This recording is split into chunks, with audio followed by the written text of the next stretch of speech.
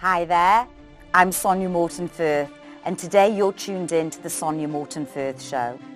I'm honoured to have Luke Tyburski here as my guest.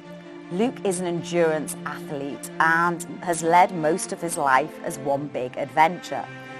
Luke has done some crazy things, amongst which Marathon des Sables, where he almost lost a toe. He has run ultramarathons, and as well he's written books and stands on stage and inspires audiences in terms of mindset and going on to achieve amazing things. Luke, it's an honour having you here today, and thank you for being my guest on my show. You were described in 2016 by Forever Sports magazine as one of the fittest athletes on this planet. Can you tell the audience a little bit more about your background and how you became the fittest athlete out there? Oh, it's an interesting list to be a part of, but thank you very much for having me on the show. It's a complete pleasure.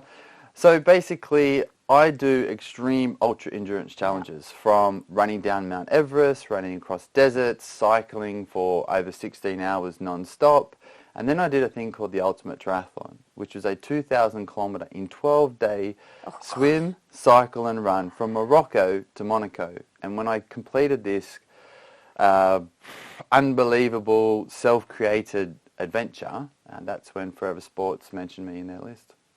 And this actual marathon, was this a race against other people, or was this something that you did yourself? Or? Yeah, so the Ultimate Triathlon was something that I created. The route had never been done before as a swim, cycle and run. So I swam the Gibraltar Strait between Africa and Europe. Okay. And then I cycled the entire southeast coast of Spain along the Costa del Sol. And then the plan was, which I'm not going to reveal why I say this, but it was to run 14 marathons in 7 days across the south of France. I had a documentary made about this challenge, and things didn't go to plan. But this was completely self-created. No one had ever done anything like this before, and I saw it as an opportunity to push my mind and my body to see what I was capable of.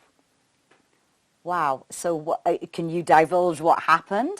Yeah, so basically I got completely exhausted, I got drained, I got injuries that set me back. At one stage I was cycling for about 75 kilometres with no recollection. Even now, 4 years later, I have no recollection of when I was cycling at this point of time for 75 kilometres on a bike. I was on and off Spanish motorways because I had a tracker that was working, that wasn't working. My crew lost me, and it was late into the night. So I'd already been cycling for about 14, 15 hours, and they lost me for 75 kilometres, so about four hours. And then they found me towards the end of where I was supposed to be, and I don't want to say I was unconscious, but I was unresponsive. And we didn't know how I didn't crash. So then this was a big thing, because I was like, do I push on? Do I go again? And I was like, yeah, next day, keep going. So there's that twist of what happens from there. And then also when I was running, when I finished the bike leg and I got on the run leg, I tore my quadricep, or 3 of the 4 quadricep muscles. And I continually to push myself to get to the end. And I covered 2,000 kilometres in 12 days from Morocco to Monaco. Just not quite how I planned, but I did it all swimming, cycling and running. And there must have been a point, I mean, you talk about practically having to give up because of injuries. What made you go on and carry on through all of these adversities that were happening? What made you sort of push through that? Yeah, see, at the time I was escaping from life. I just retired from being a professional footballer, soccer player.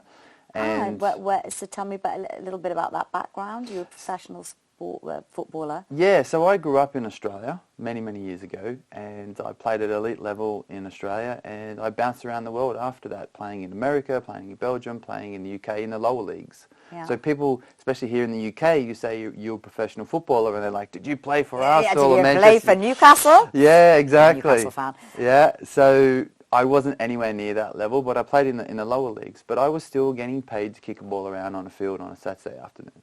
So I was a professional athlete. And after, must have been in my late 20s, 26, 25, I started to get all these injuries when I was living in London. And then I would get fit, go to a club, break down again. And within this time, I was struggling with my mental health because I couldn't play the game that I loved, because I couldn't fulfill my athletic potential, and also because I just wasn't living the life that I wanted to live. So I was having a battle with depression, and I didn't speak about it with anyone because I was very, I didn't really understand what I was going through, but also like I felt shame that I couldn't talk about it. I was supposed to be this strong professional athlete. I'm not supposed to battle with mental health. Yeah. So I suppressed it for many, many years, and then it was at this point where my body kept breaking down physically. I was in a really dark place mentally that I decided that at the ripe old age of 28, I decided to retire from my life. That sounds so funny, retiring at 28. Yeah, and then I said, I'm going to be this big endurance adventurer. And that was it. So literally from your professional footballer's days and going through this mental health issues and depression, you decided to go into being an endurance athlete. Yep. Okay, so what happened after that? Because it's a funny story where I went from retiring from football to signing up to my first ever running race, and that gap, people think, oh, it might be a couple of months. It was literally about 2 hours. 2 hours? Yeah. So I hobbled. So you didn't sort of, hesitate for a while, 2 hours? No, not at all. So I hobbled home, and I was icing my calf muscle, which was the final straw that broke the camel's back in terms of retiring. And I decided, that's it, I'm done. I was icing my calf, and then my mind started to wander because I was in this dark place mentally, and I wasn't able to fulfill my potential. I had this chip on my shoulder as an athlete. Like I didn't really feel like I got the most out of my body as an athlete. And also I was trying to run away from life. So I did the only logical thing at the time I thought was Google this race that a friend of mine told me about a couple of years ago that was through the middle of Sahara Desert. And I found it. It was in 6 months. And I called them up and I said, can I have a place? And they were like, if you pay your deposit now. And I was like, sure. And literally my life savings got transferred into this deposit for this race. And I hung up the phone and went, holy, I'm doing the Marathon des Sables, which is wow. the equivalent of 6 marathons in 7 days through the Sahara Desert in 6 months' time. So you're icing your calf, giving up your professional football career, and decide to do the Marathon des Sables. I thought it made sense at the time. Wow. So Marathon des Sables, I've heard a bit about it, and I've actually, funnily enough, I've been to the end of that race in the Sahara, and I've seen the guys that are crossing the finish line. I was in tears. It was a very emotional experience because these people are just practically dragging themselves through the sand after being 7 days. How was that for you? What experiences did you go through? I learned a lot about myself in those 7 days. I went out there, as I said, with 6 months of training and research and understanding how I needed to get from point A to point B at the end of each day and also at the end of the 7 days. And as I said, I was out there to run away from life, so I really punished myself. I was running hard. I wanted to finish in the elite top 50, which is this sort of like tagline for the top 50 athletes. And I went for it. And I went out really hard, and I think I did everything right in terms of my preparation, apart from I overtrained a little bit. So I had a few niggles going into the race. But then also the other thing I didn't know until I got out there was that being too graphic, my feet sweat quite a lot when I run in hot climates, which I didn't know because I only ever played football. So 90 minutes, you're done.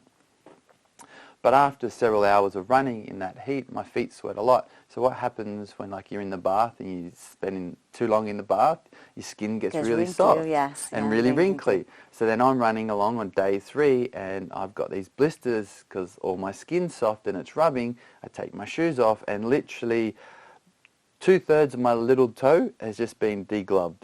Oh. So it's just red, raw, infected, and the big chunk of skin has just basically come off. And that was the end of day 3. I had a double marathon to do the next day. So so you continued with this toe hanging off? Yeah.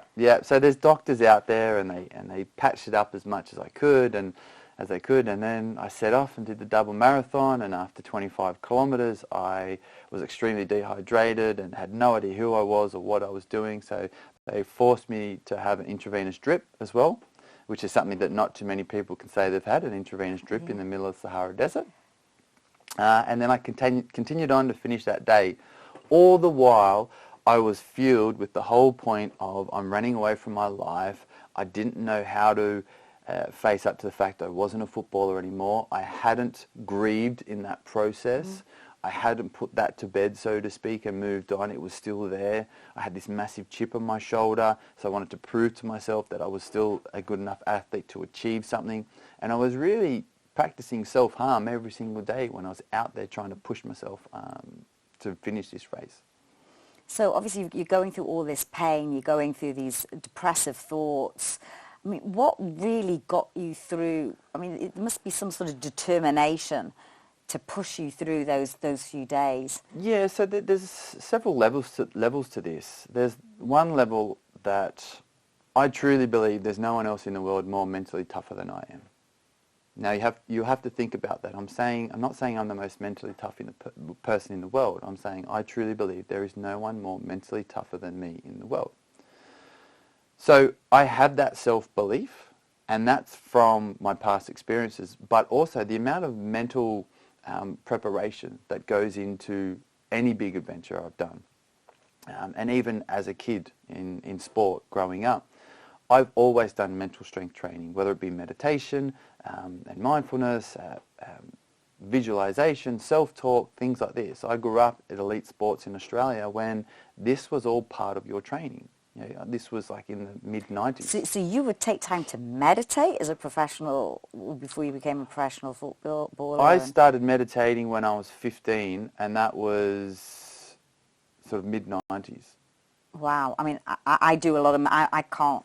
meditation for me is amazing, and I would absolutely advise anyone to do it for various different things, but I wouldn't have thought as a 15-year-old sort of football player that would be high up on your list of things to do. Well, that was the level of sport that Australia was at during the mid-90s, because we put a lot of money into sport, and so I was at the elite level in that, and it wasn't called meditation at the time, because you're saying that to a 15-year-old kid in the mid-90s, and like, yeah, like, what the heck? You meditate in India, like yeah, we're in Sydney exactly. here. So it was breathing exercises, and it was like, if you have thoughts, acknowledge them without judgment and let them go. Okay. And it was different things like different breathing exercises and focus exercises and things like this as someone was guiding us. And then it was like, okay, can you do this every morning? Can you do this every evening? And then if you are feeling a bit overwhelmed, can you stop and have this process of different breathing exercises and different thought exercises as well? And that was just the level of sport. That's what Australia was investing into back then. So I was exposed to this early on, and we worked with sports psychologists as teenage kids at the level that I was playing at, the clubs and the representative teams, and they started to give us these ideas of like positive self-talk, visualization. And I've used them my entire life. I've tweaked them in many different ways, but it's always been constant with me. So when I get to day 4 of the Marathon des Sables, even though the reason why I was doing it wasn't the thing that I was focusing on, but I knew that I'd done the mental work before I got there. So from a mental strength standpoint, I had copious amounts of strength to get me through any setback I had or any obstacle that was faced in front of me. And that was because this has been something that I've been training since I was 15. I'm now 36. So I've got quite a few years of experience of how to train my brain. So, Luke, after Marathon des Sables, was that it for you? Or did you go on to do other things? It was the beginning. It was the beginning. It was the beginning. Yeah. So that was my first ever race of any type. And then literally, so that was 2012. The ultimate triathlon from Morocco to Monaco was 2015. And within this 3.5-year period, I literally went out to create a business, if I'm honest. I wanted to change my life in terms of how I was going to live it, from both a personal standpoint and also a professional standpoint, because I wasn't a footballer anymore. I was training a few people in terms of running and health and fitness, because I've been involved in the health and fitness world ever since a teenager, and I've got a degree in exercise science, so I was doing that on the side to help make a bit of money. But I went, right, I'm going to be this endurance adventurer. That was the vision. That was what I'm going to do. And I was like, okay, what does this mean to me? Well, I'm going to do big challenges all around the world, okay? And I'm going to have other people pay for them. How? Well, I'm going to write magazine articles and have the magazines pay for this. I'm going to write books. I'm going to have documentaries. I'm going to be a speaker. I'm going to speak around the world all about these big challenges. And all the while, I'm going to create this profile that is going to enable me to then get sponsorship for big challenges as well. So I set out to basically spend any cents that I had, like any money I had to do these big adventures. One adventure, and then whatever money I made from that, or if I had that covered, then I would go to the next one. And I invested everything I had, time, effort, money, into doing all these big challenges over a 3.5-year period, because I believed when I did the Ultimate Triathlon that I'd have a documentary made about it, I'd write a book about it, and I'd be speaking by this stage all around the world. I had this big pipe dream that this was how I was going to live my life. And then after the Marathon des Sables, that was it. I went out to start doing it. And did it happen? Did you get sponsorship? Did you get the money to do all these races? I did big things, like I ran down Mount Everest in the world's highest ultramarathon. I did ultramarathons from 50 kilometres to 100 miles. I did a double Ironman triathlon in North Wales, taking 35 non-stop hours without sleep. Cycled from London to Newquay, which is about 412 kilometres non-stop, just to learn how to surf the following day. Ran through a tropical forest in China with no food, water or money. I didn't speak the language.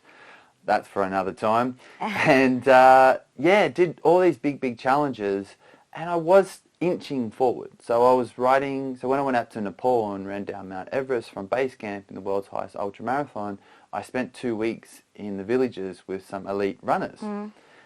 And I came back and I wrote 2 magazine articles, features for different magazines. So I was like, okay, there's a little bit of cash there. I started to speak for free in 2013.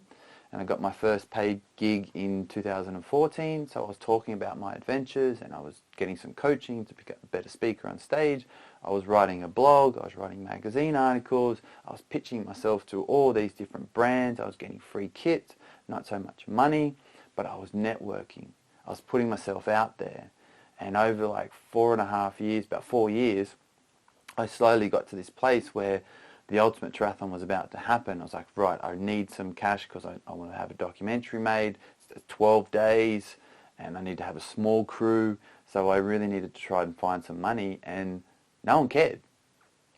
So no one cared. Yeah. You're putting your body through these crazy adventures. And absolutely hats off to you. I mean, it sounds amazing what you went through and how you've pushed your body. But what was really happening for you, Luke Tyburski? What was going on mentally for you?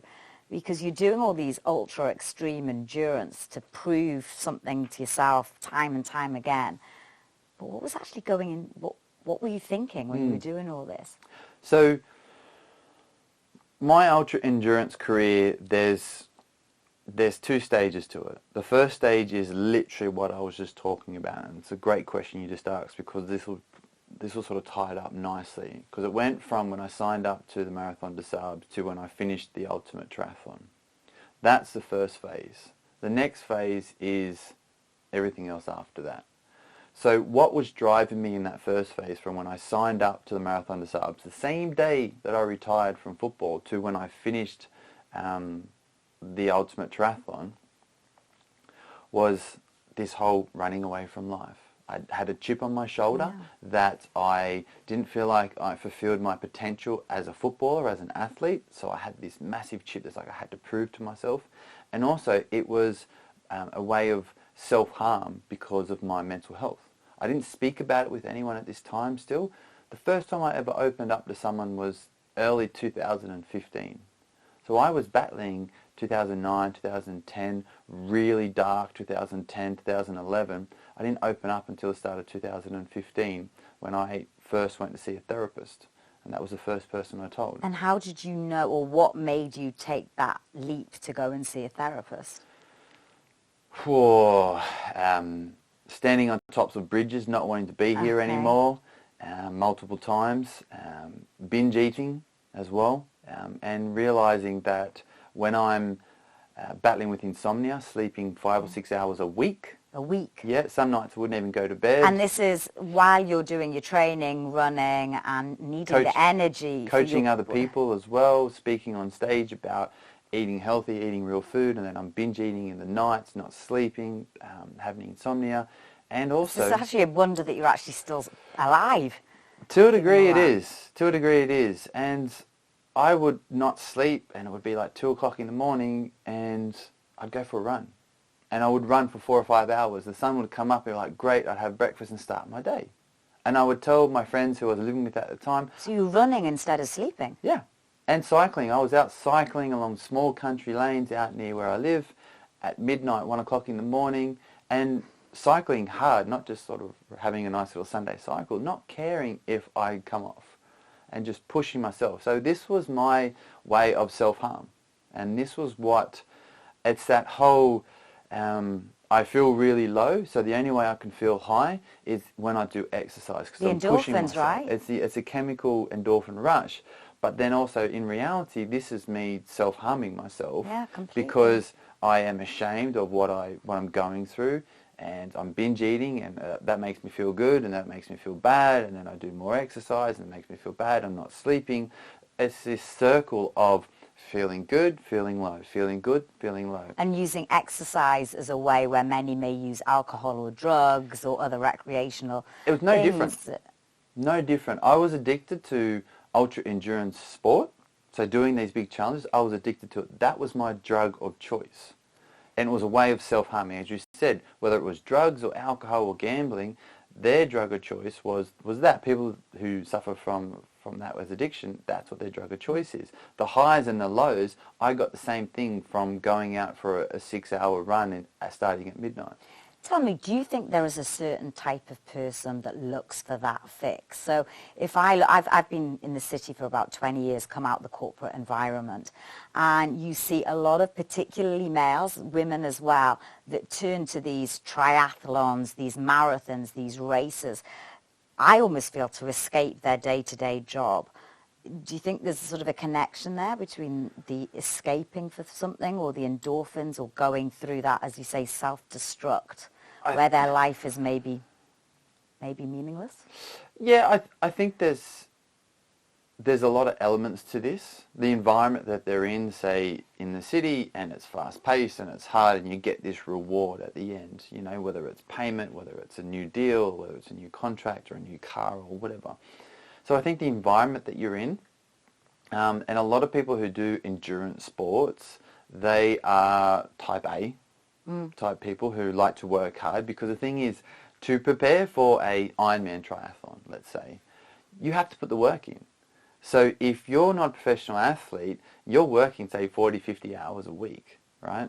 And then you've got to do, let's just say, really on a low-end scale, 10 hours, 12 hours of training a week. Then you've got life commitments, like, you're type A, this is perfect, because it's like, I don't want to stop. I don't want to stop. I want to go. I've got to train at 6 o'clock in the morning, then do my work, and then maybe do a lunchtime run, and then do a cycle at night, and this is my day, times 7. This is great. At work, they non-stop, go. So it's what they're used to, because they have to do the preparation. If you want to be a 10K runner and just do it for your health, you don't really need to do a huge amount of preparation. Maybe a couple of times a week you go for a run on the week and you do a 10K, great. So I think it's the people who like to never switch off, or maybe haven't found that stage in their life to be able to actually stop, take a step back with reflection and realize what's actually important to me, how do I want to spend my life, but even more so, why am I doing this? What is the deep-rooted driving force, the fuel source, whether it's positive or negative, that's actually pushing me to do this sort of behavior? Well, I think you've just nailed it. But have you nailed that for you? Have you actually realized why you're doing this? Have you done some self-analysis on? Yeah, so we've done the phase 1 of signing up to the Marathon des Sables to then finishing the Ultimate Triathlon. Now, because of the Ultimate Triathlon and everything else leading up to the Ultimate Triathlon, those 3.5, 4 years, at the end of it, my body shut down. So I went on this prescription of natural remedies for about 12 months to try and get my body back to normal. And it was really, a lot of recovery in terms of the physical element, but also reflection in terms of the mental element of what I was going through.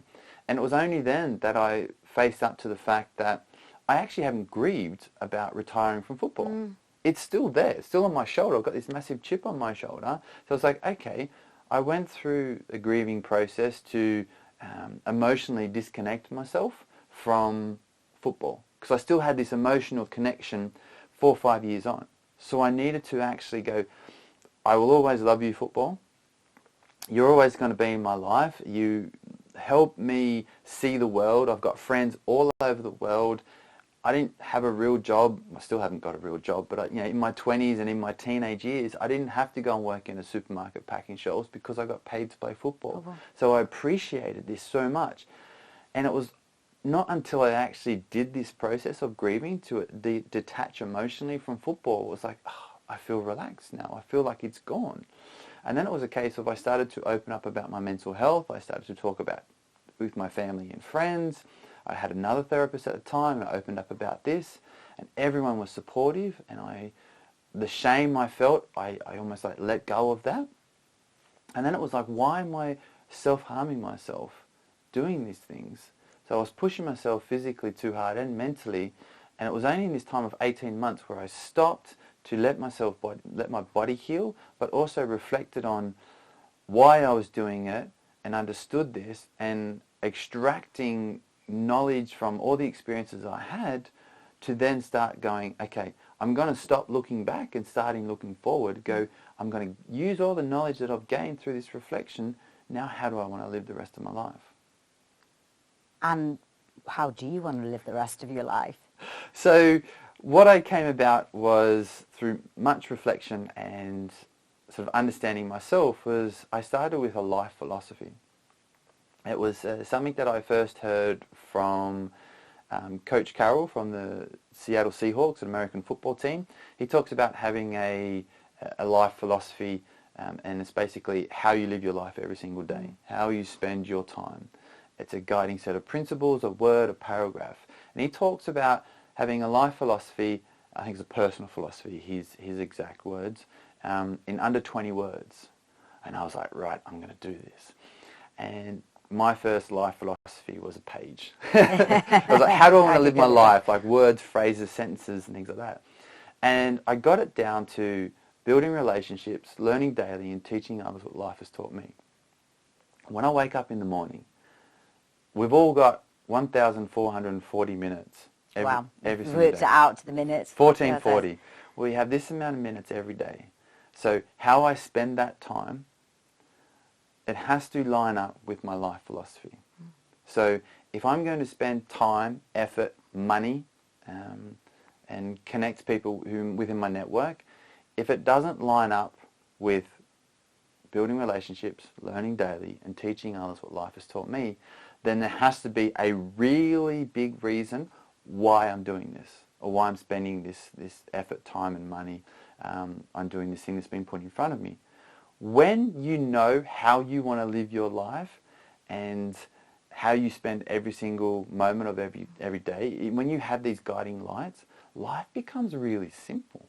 Because when someone says, hey, do you want to come and do this? And you're like, does it fit into my life philosophy, those three things? No, it doesn't. And the other thing, so that was a life philosophy thing. That was massive for me. The other thing is knowing why I want to do what it is I'm spending my time, my effort, and my money on.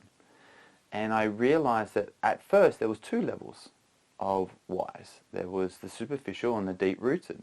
But then I played around with this for a period of time, and I realized there's actually 3 levels, and I've called it my why tree. Now, you and I have spoken about the why tree before. We have spoken about the why tree, and lots of people do talk about their why, but I was interested to hear about your philosophy on it. And so if people are going to ask me to do something, or if I'm going to do something, so my next big challenge or another big challenge, why do I want to do these big challenges? I have to have a complete why tree. And the why tree is this. There's 3 levels. There's the leaves of the tree. Okay? They're the superficial whys. They're the shiny things. They're the things that first grab your attention. They're important. They complete the tree and they're fun. So it could be like money or something money, like car, that. World record, being the first, being the fastest, growing the biggest, getting an award, things like this. Okay, they're cool. We should have these. Okay, but then are they going to get you out of bed every morning when everything goes wrong? Okay, so say it's in the middle of winter in the UK and I have to go out for a 4-hour run. It's dark, it's pouring with rain, it's 0 degrees. If I'm training for a running adventure, just for the fact that I want to be the first to do this run, is it really going to get me out of bed? No, Probably not. bed's probably more comfortable. 100%. So the branch wires are the next level, okay, because the leaves are attached to the branches. Now these are structural, these are strong, these are sturdy. A lot of people think they're deep-rooted wires, that their fuel source are these branch wires, but they're the connectors. Okay? They are sturdy, they are structurally strong, and they are very important to you. But it's when we go down from the branches to down the trunk to then the roots. These are the deep-rooted wires. These take time to understand. We have to ask ourselves, okay, these branch wires, but why do we want to do this? So and presumably everyone's deep-rooted why is different. Of course. So and you have multiple deep-rooted wires as well. You don't just have one. Because where does the tree get its fuel from? From the earth, from the soil. And how does it do that? Extract it through the roots. So literally you have to spend the time on digging down into why you really truly want to do this. And when you do that, when you understand your deep-rooted wires, and you can have multiple, this is the fuel source that's going to get you out of bed in the morning to actually push past when everyone else is, I couldn't be bothered. And when you get hit with obstacles, when you have to adapt to setbacks, and when you need to see opportunities that you never saw before, when you know these deep-rooted wires, they're powerful and they help you create clarity. And I truly believe that when you have clarity, it's the eternal energy that will fuel your dreams and your goals. When you're clear of what you want to achieve, these deep-rooted wires help you create clarity. You need the branch wires and the superficial ones to get you going at times when it's difficult. But when you have all three, whoa, it's powerful. So in terms of your whys and the tree that you just explained, is this something that you get up on stage and talk to other people about? I know that you do a lot in terms of mindset and helping people with looking at their mind and how that can help them. 100%. So I speak across a range of industries, from sport to startup tech companies to event management to property investing, everyone. And I don't like to just get on stage and talk about my adventures. Like, they're great, that's cool. But I like to give people tools that they can go away and use. So I always start with people have to know why they want to do what they want to do. And the other thing that I like to talk about as well is that we all need to eat salad for breakfast. Eat salad for breakfast? Exactly. I'm a big protein eater, but eating salad for breakfast? So what I've learnt from my big ultra endurance challenges, and remember we talked about before, is that when I retired from football, I wanted to be this endurance adventure. Yes. And I wanted to go through and write magazine articles, documentaries made, speak on stage. And people would tell me, you can't do that. I'm like, why not? It's not a real job. And I'm like, yeah, I get it, but why do I have to get a real job? This is where I'm passionate about. This is what I want to try and do. And I looked at it as an investment in myself. And now that it's gone full circle to today in 2019, is like that dream I had, it was a dream in 2011. Yeah. I'm fulfilling that. Everything that I wanted to do. I wrote magazine articles to magazines and had features all published all around the world. I've got documentaries out, I've got a book published, I speak on stage around the world.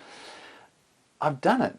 But if I listened to everyone back then and said, well, we should just get a real job, when are you going to face up to the fact that you've got to get out there and be an adult, And it was like, no, like, I want to eat salad for breakfast. And this was just something that popped into my head at the time. So what I've learned from my whole career of an endurance adventurer and then as an athlete as well is that you don't have to fit into the mold.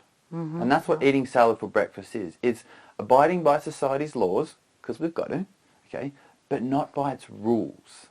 So the reason why I call it eating salad for breakfast is we're told what we eat for breakfast. You go to the supermarket. Absolutely right. Go to the supermarket and on boxes it says breakfast cereal. That's what we eat. Okay, you don't go to the butcher and it doesn't say breakfast food on a steak. Okay, so we're told that we should eat muesli and cereal and toast and maybe on the weekend some smoked salmon and poached eggs.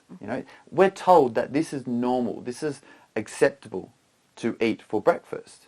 Now, if you eat a salad for breakfast and you go out to the street and you ask people, is salad a normal breakfast? And they'll say no. Unless you're a rabbit, of course, when they might. 100%. And they'll say no. And so, well, why not? Well, it's just not. Well, why? It's because society has put so many people into a box and says, this is how you need to act. Why? Because if everyone ate salad for breakfast, what would happen to the breakfast cereals?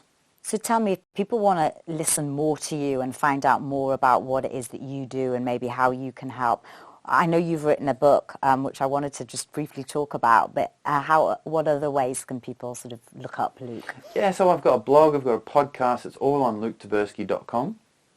And if you're interested in getting me to speak for your organisation or anyone like this, you can get in touch with me via luketyburski.com. I'm all over social media, just with my name, Luke Tyburski. But yeah, come and say hi, and you can see some of the stuff I've spoken about. And yeah, I speak on whatever the company needs, not just like I don't have a talk that I go and do and recite all the time. It's like if a company is struggling with direction, I talk about direction. If they're struggling with having clarity in what they're trying to do, we can cover that as well. And also the thing that I love, and maybe it's for another time, but it's why failing is positive. That looking to fail, actually going after it. And these are things that I speak about on a regular basis to organisations and corporations all around the world. You've written Chasing Extreme. Do you have another book in you? I've got multiple books in me. So Chasing Extreme is my autobiography at the age of 35. It was published. Okay, so you're still a baby. Yeah, so I need to do another 30 or 40 years of living before I pump out another book like this. But yeah, so everything that I've learnt from my entire life, from starting as a 15-year-old meditating and doing reflection and mental strength training, to a 36-year-old who's had a wide and varied life and spent a lot of time reflecting and meditating and pulling out how I'm able to overcome obstacles and adapt to setbacks and see opportunities where others don't, where I never used to. These three things is what I'm really good at. I'm not a great swimmer, I'm not a great cyclist, I'm not a great runner. I'm really good at these three things. So I've understood how I do that, and I've got principles and processes of what I go through subconsciously and consciously, and now I want to share those with as many people as I can. A couple of books, a few more talks, who else knows what could happen. Any more races? Yeah, any more races. I'm always looking to do big challenges. I've got a couple of other big challenges coming up this year. So yeah, everything goes through my website. So if you want to know what else I'm getting up to physically, then check out luketyburski.com and you'll see. And I've got to ask about the hat, finally. So Luke is known for his hat, and if you see Luke with this hat on, he's usually running. Exactly. So this hat started in 2013, and it was a bit of a joke. A friend of mine, we were at this store, and they were selling these funny hats, and a friend of mine said, oh, you should wear that on your next 100-mile race. And I put it on, and we took a photo. It was fun, and it's actually quite comfortable. And the propeller, where is it? It spins when I run. So when I run, it spins by itself. Must be really annoying. It's quite good. It makes people smile. It makes them feel good about themselves. That here's this, grown man wearing a multicolored propeller cap while he's running, and then it makes me smile, and then I smile to the next people who I see. Smiling's the way forward. Definitely. And finally, Luke, I ask this to all my guests. If you were to write a message in a bottle that is going to be found by future generations, what would that message be? Whoa, wow. A message in a bottle for future generations would be, live the life that you want and love everybody. Luke Tyburski, thank you so much for being on my show today. It's been an absolute pleasure.